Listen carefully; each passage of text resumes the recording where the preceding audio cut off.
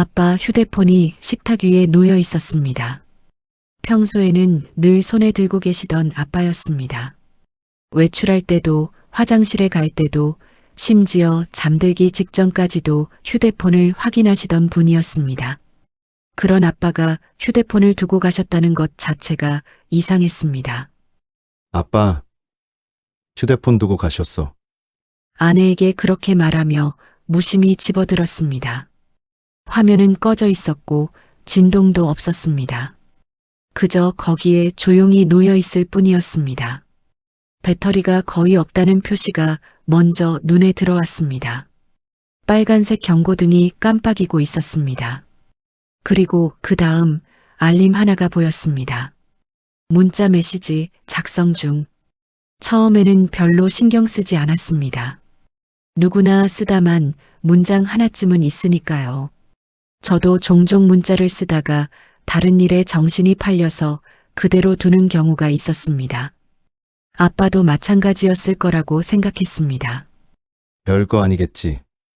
혼잣말처럼 중얼거리며 잠깐 망설였습니다. 다른 사람의 휴대폰을 함부로 보는 건 예의가 아니라는 걸 알았습니다. 하지만 묘하게 신경이 쓰였습니다. 아빠가 누구에게 무슨 문자를 쓰시다 만 걸까요? 결국 저는 잠금 화면을 풀었습니다. 아빠 휴대폰 비밀번호는 엄마 생일이었습니다. 그것쯤은 알고 있었습니다. 문자창이 열렸습니다. 그리고 거기에는 짧은 문장이 하나 적혀 있었습니다. 오늘은 네가 먼저 전화해 줄까? 그게 전부였습니다. 받는 사람도 없었습니다. 시간도 없었습니다. 문장은 그 상태로 멈춰 있었습니다. 마치 시간이 정지된 것처럼요. 아빠가 이런 말을 쓰셨다고? 순간 웃음이 나올 뻔했습니다. 아빠답지 않다고 생각했거든요. 아빠는 항상 먼저 전화하시던 분이었습니다.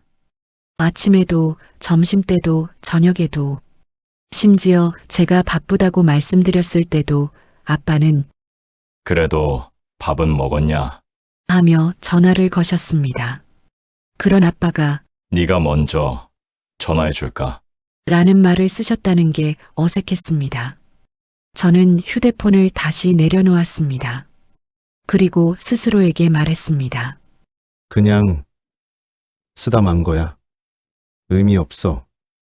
그때까지만 해도 정말 그렇게 믿고 있었습니다. 아빠가 무심코 쓰셨다가 지우지 않으신 문장일 거라고요. 별 뜻 없는 생각의 흔적일 거라고요. 하지만 묘하게도 그 문장이 머릿속에서 떠나지 않았습니다. 어머님한테 가져다 드릴까? 아내가 물었습니다. 아니, 괜찮아. 내일 내가 갔다 올게. 어차피 집 전화 있으시잖아. 저는 그렇게 대답했습니다. 그리고 휴대폰을 서랍에 넣었습니다. 나중에 엄마한테 전해드리면 된다고 생각했습니다. 그날 저녁 저는 아빠에게 전화를 걸지 않았습니다. 이유는 단순했습니다. 평소와 다를 게 없었으니까요. 아빠는 늘 먼저 전화하셨고 저는 늘 받는 쪽이었으니까요. 그게 우리 사이의 규칙 같은 거였습니다. 저녁 7시쯤이었습니다. 평소 같으면 아빠에게서 전화가 왔을 시간이었습니다. 밥 먹었니? 오늘 회사는 괜찮았어? 날씨가 춥다던데 옷 따뜻하게 입고 다녀. 그런 말들을 하시던 시간이었습니다. 하지만 그날은 전화가 오지 않았습니다. 처음에는 아, 아빠가 휴대폰이 없으니까 전화를 못 하시는구나. 하고 생각했습니다. 그리고 다시 일상으로 돌아갔습니다. 저녁을 먹고 설거지를 하고 TV를 보았습니다. 그런데 이상했습니다. 평소에는 아빠 전화가 귀찮게 느껴질 때도 있었는데 막상 전화가 오지 않으니 허전했습니다. 뭔가 빠진 것 같은 기분이었습니다. 내가 전화하면 되는데. 그렇게 중얼거리면서도 저는 전화기를 들지 않았습니다. 왜였을까요? 지금 생각해보면 참 이상한 일입니다. 전화 한 통 거는 게 뭐가 그리 어려웠을까요? 하지만 그때는 그냥 그랬습니다. 아빠가 먼저 하실 거야. 내일이면 하시겠지. 그렇게 생각하며 그날을 보냈습니다. 아내가 말했습니다. 왜 전화 안 해? 괜찮아. 집 전화 있으시잖아. 불편하시면 엄마가 연락했겠지. 저는 그렇게 답하며 스스로를 납득시켰습니다. 그날 밤, 잠들기 전에 다시 그 문장이 떠올랐습니다. 오늘은 네가 먼저 전화해 줄까? 말투가 너무 조심스러웠습니다. 마치 부탁하는 것 같았습니다. 아니, 바라는 것 같았습니다. 하지만 끝까지 말하지 못한 채 멈춘 것 같았습니다. 왜 물음표가 아니라 말줄임표였을까요? 물음표였다면 그냥 질문이었을 겁니다. 하지만 말줄임표는 달랐습니다. 말하다가 멈춘 것 같았습니다. 망설이다가 그만둔 것 같았습니다. 아빠가 왜 이런 말을 쓰셨을까? 저는 스스로에게 물었지만 답을 찾으려 하지는 않았습니다. 답을 찾는 순간 제가 뭔가를 놓쳤다는 걸 인정해야 할 것 같았거든요. 그래서 그냥 모른 척 했습니다. 잠을 청했습니다. 다음 날도 아빠에게서 전화가 오지 않았습니다. 평소 같지 않았습니다. 아빠는 하루도 빠짐없이 전화하시던 분이었습니다. 출장을 가셨을 때도, 몸이 안 좋으셨을 때도 아빠는 꼭 전화를 하셨습니다. 휴대폰이 없어서 그러시겠지. 저는 그렇게 생각하며 안심했습니다. 그리고 또 하루를 보냈습니다. 사실 제가 먼저 전화할 수도 있었습니다. 집 전화로 걸면 됐습니다. 하지만 저는 그러지 않았습니다. 왜 그랬을까요? 지금 생각해보면 아마 익숙함 때문이었던 것 같습니다. 아빠가 먼저 전화하는 게 당연했습니다. 제가 먼저 한다는 건 어딘가 어색했습니다. 마치 순서가 바뀐 것 같았습니다. 지금 생각하면 핑계였습니다. 사실은 제가 편한 쪽을 택한 거였습니다. 그렇게 며칠이 지났습니다. 나중에 알고 보니 일주일쯤 됐다고 했습니다. 저는 사흘쯤이라고 생각했는데 아빠의 시간은 훨씬 더 길어져 있었던 모양입니다. 일주일 동안 아빠에게서 아무 연락이 없었습니다. 이상했습니다. 하지만 저는 여전히 먼저 전화하지 않았습니다. 아빠가 바쁘신가 보다. 나중에 연락 오시겠지. 그렇게 스스로를 납득시켰습니다. 나중에 엄마에게 들었습니다. 아빠가 휴대폰 없이도 괜찮다고 하셨다고요. 괜히 갖다 주러 오게 만들기 싫다. 하며 그냥 두라고 하셨다고요. 하지만 밤이 되면 어김없이 그 문장이 떠올랐습니다. 오늘은 네가 먼저 전화해 줄까? 그때 아빠는 정말 무슨 생각으로 이 문장을 쓰신 걸까요? 그리고 왜 보내지 않으신 걸까요? 며칠 뒤 엄마에게서 전화가 왔습니다. 지금 병원인데 아빠가 엄마 목소리가 떨리고 있었습니다. 병원? 무슨 일이에요? 쓰러지셨어. 아침에 갑자기. 그 말을 듣는 순간 가장 먼저 떠오른 건 그 미발신 문자였습니다. 오늘은 네가 먼저 전화해 줄까? 지금 어디세요? 지금 갈게요. 병원으로 달려가는 내내 가슴이 두근거렸습니다. 불안했습니다. 무서웠습니다. 아빠가 괜찮으실까? 왜 진작 전화를 안 했을까? 왜 그 문자를 보고도 아무것도 안 했을까? 후회가 밀려왔습니다. 병원 복도는 소독약 냄새가 났습니다. 복도를 걸어가는 동안 여러 병실을 지나쳤습니다. 어디선가 낮은 기계음이 들렸습니다. 심전도 소리였습니다. 병실 문을 열었을 때 아빠는 침대에 누워 계셨습니다. 링거를 맞고 계셨습니다. 얼굴이 창백했습니다. 평소의 아빠와 달랐습니다. 언제나 건강하고 씩씩하시던 아빠가 아니었습니다. 작아 보였습니다. 약해 보였습니다. 커튼 너머로 옆 침대가 보였습니다. 그곳에서는 누군가의 딸이 아버지 손을 꼭 잡고 있었습니다. 할머니로 보이는 분이 침대 옆 의자에 앉아 계셨습니다. 문득 생각이 들었습니다. 저 침대에 누워 계신 분도 누군가에게는 늘 먼저 전화하던 아빠였겠구나. 저 할머니도 누군가의 엄마였겠구나. 아빠, 제가 들어서자 아빠가 눈을 떴습니다. 그리고 조금 놀란 표정을 지으셨습니다. 왔니? 아빠. 왜 말 안 했어요? 아프신 거. 제 목소리가 떨렸습니다. 아빠는 잠시 눈을 피하셨습니다. 그리고 작은 목소리로 말씀하셨습니다. 괜히 바쁠까봐. 그 짧은 대답이 가슴을 찔렀습니다. 바쁠까봐. 그래서 말씀 안 하신 거였습니다. 자식이 바쁠까봐, 걱정시킬까봐, 폐가 될까봐. 그래서 참으신 거였습니다. 아빠. 그게 무슨 말이에요?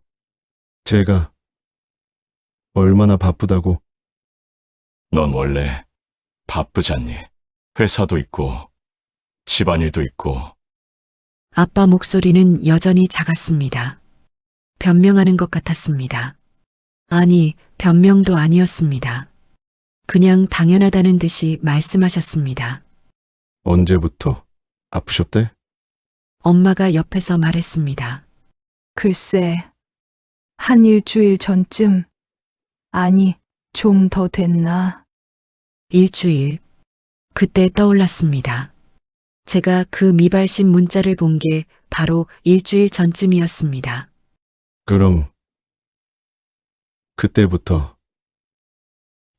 뭐, 아니에요. 저는 더 묻지 못했습니다. 물어봤자 아빠는 괜찮다고 하실 게 뻔했으니까요. 엄마가 조용히 말했습니다. 너한테 연락하려고 했었나 봐. 근데 괜히 걱정시키는 것 같아서 안 했대. 아빠가 며칠 전에 말하더라고.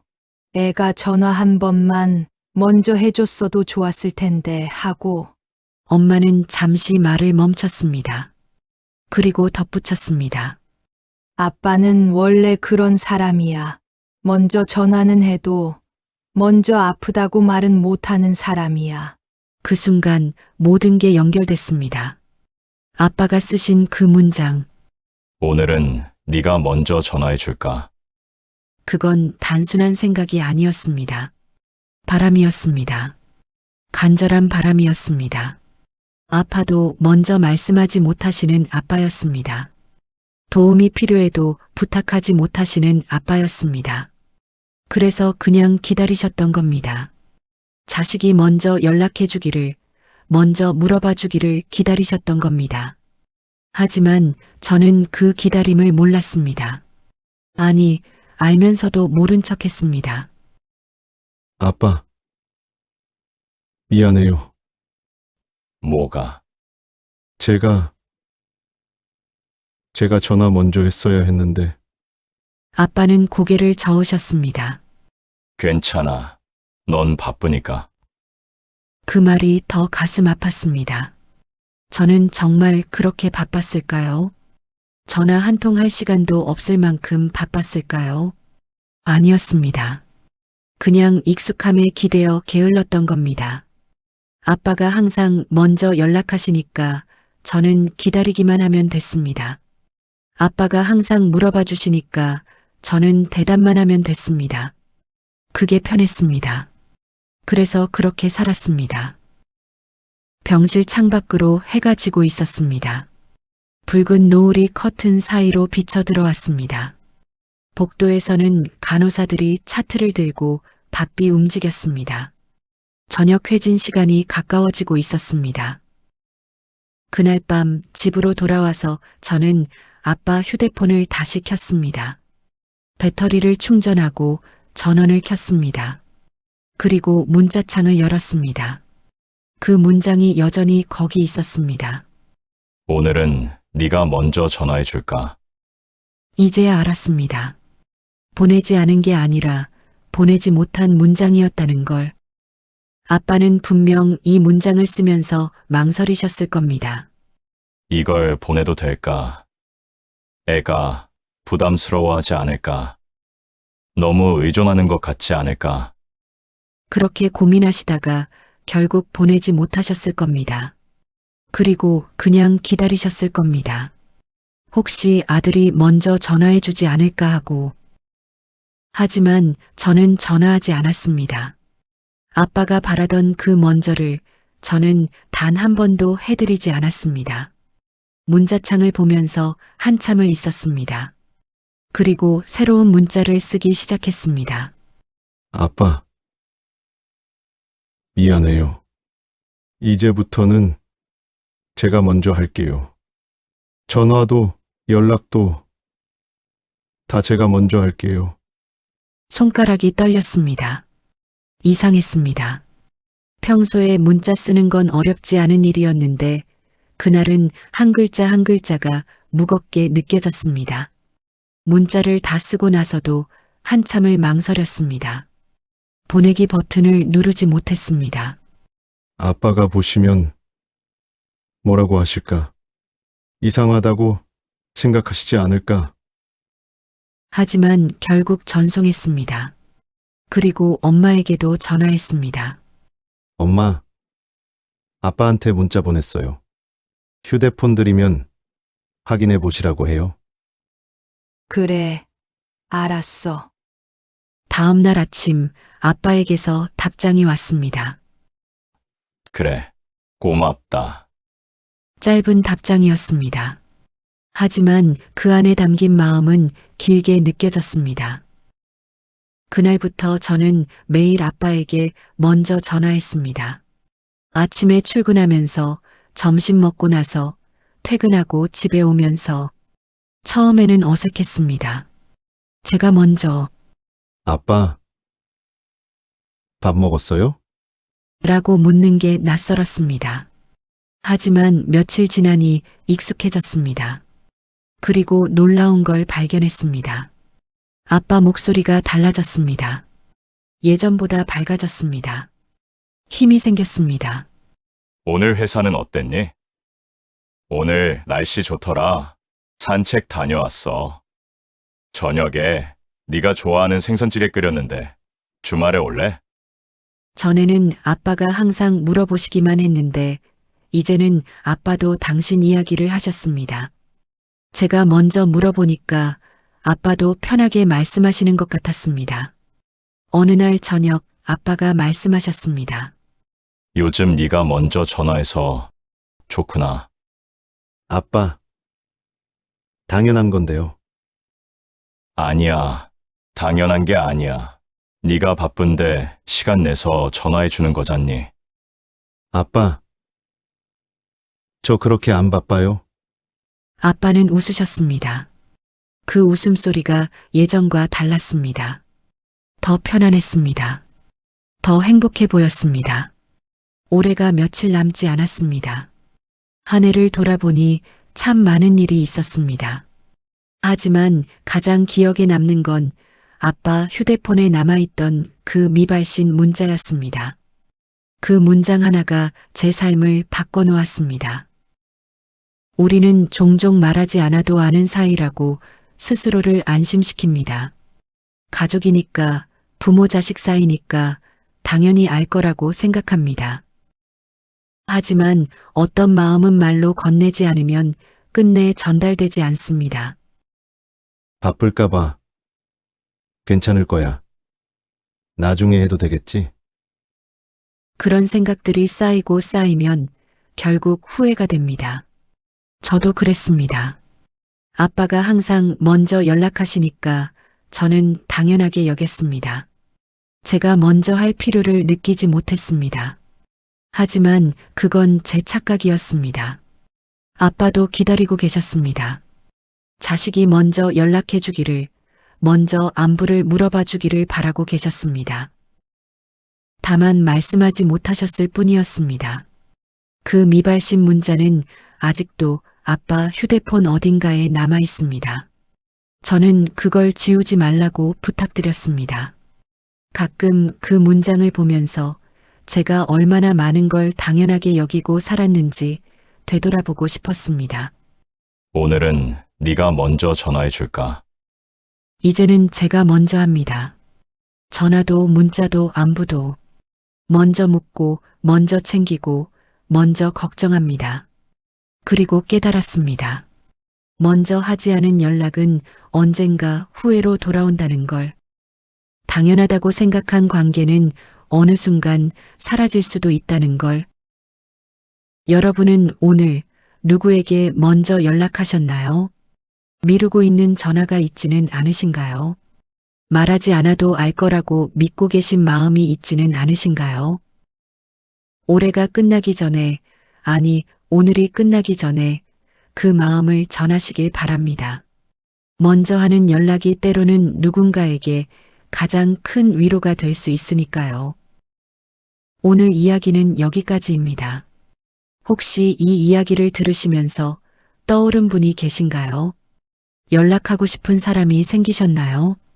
그렇다면 지금 바로 전화를 걸어보시길 바랍니다. 늦기 전에요.